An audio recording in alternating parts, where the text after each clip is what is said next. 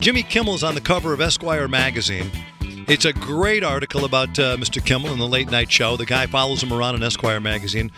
And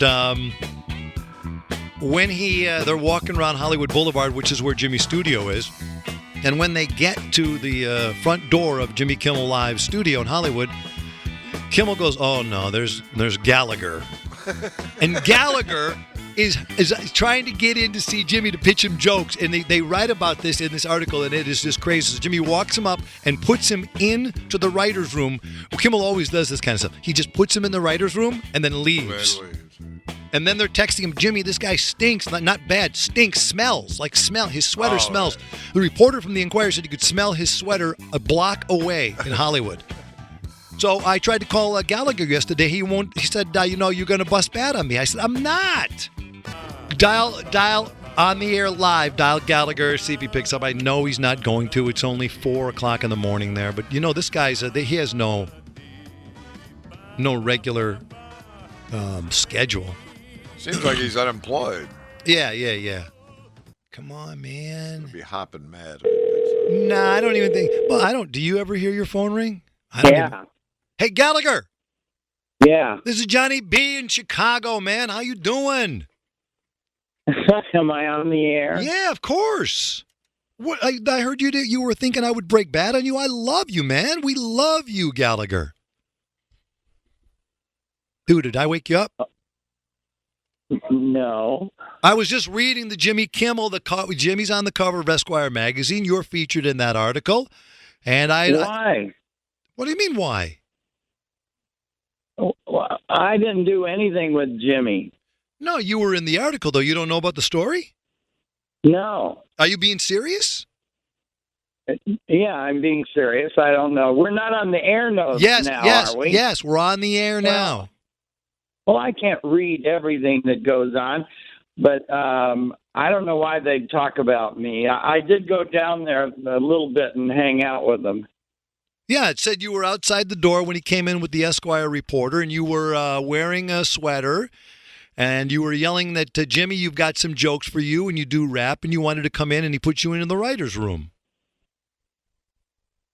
Right. I had some good jokes, I thought, and we had fun for a while. He wanted to use me to scare his writer, who was a good fan of mine, and so, yeah. Yeah, Gallagher. But Gary Busey, he grabbed my arm. When I tried to put the birthday cake in his face, he grabbed my wrist, and he is really strong, and it swelled up for 2 days. Gallagher, you're talking about Gary Busey, because this is another thing in the story that's pretty interesting, and then I want to go back to this, because I didn't realize that there was a birthday cake involved. It doesn't bring this up in the Esquire story. It says that Jimmy's warned in his office that Gary Busey wants to be at the dress rehearsal, and then Jimmy says, we've got to make this one fast because he doesn't want to get tight, because he goes, that guy will drag me down. They wanted Gary Busey there because the writer's name was Gary. Isn't that funny? Ha ha. I don't get it. So I don't either, but they had me too. See, they didn't want me in the room because I was funny or a living legend. They wanted me because they didn't have a birthday present for the writer. The way it sounds, Gallagher, is that you were outside the Jimmy Kimmel Theater, right? Right. I went to get some coffee. I was staying in a hotel about a block away, and I thought, I like my jokes. I'm going to see if I can get him in his monologue. And they were that Christie has made another mistake. He's trying to fix his ruined image by hiring all the king's horses and all the king's men. I thought that was funny. Were you wanted to come out and do them as Gallagher, or did you want to give your jokes to Kimmel? I was just giving the jokes to him. Okay, and then wait. Let's go back to this for a second, because this is the way it's set up in Esquire. You have to read this article. So he comes in with this interviewer from Esquire, right? And then it says, you're out there and you're screaming into the phone, hey, man, I've got some jokes for you, this and that. No, I was on the sidewalk in front when they came. Oh, yeah, I was screaming to my manager that was a good joke. And the manager said that it wasn't. And Jimmy came up, and I got to tell Jimmy the joke. So I hung up on my manager. minute. Okay, so then he brings you upstairs. So brings you upstairs and he says, just go into the writer's room. So what happens then? Because it sounded like he left you in there to just prank his writers. What happened in there? Right. That's all. I was just a prank. He just used me as a prop. I was just a prop. Wow. Right, and my brother-in-law was the cameraman. I couldn't believe it. I hadn't seen him in 10 years. So he didn't use any of your jokes. You found out that your brother-in-law, you said, is sitting there as a camera guy.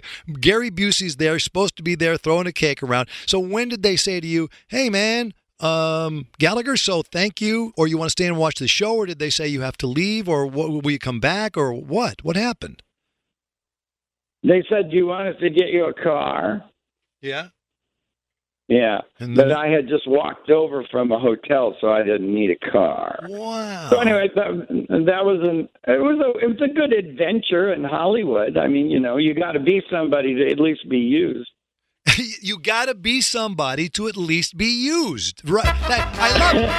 You got to be somebody to at least be used. Yeah. You got to be somebody to at least be used. That's a great line, man. You can't be used if you're nobody. Yeah, it's funny. And the guy did say this. I will read you this line. He did say this. It's true. Gallagher was over here. Okay, he goes, Jimmy goes, I know, Gallagher, I should go over there.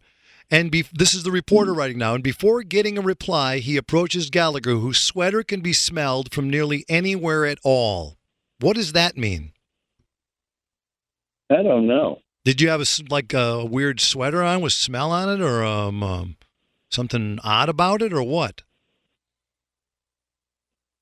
I don't know. I took plenty of pictures, though, out on the street with my fans, and none of them say, boy, do you stink, Gallagher. That's exactly right. All right, Gallagher, thank you for picking up the call, man. Gallagher, the one, the only Gallagher. He didn't want to talk to us. He didn't want to stop talking to us. Yeah. Jonathan Brandmeier on demand. BrandmeierShow.com.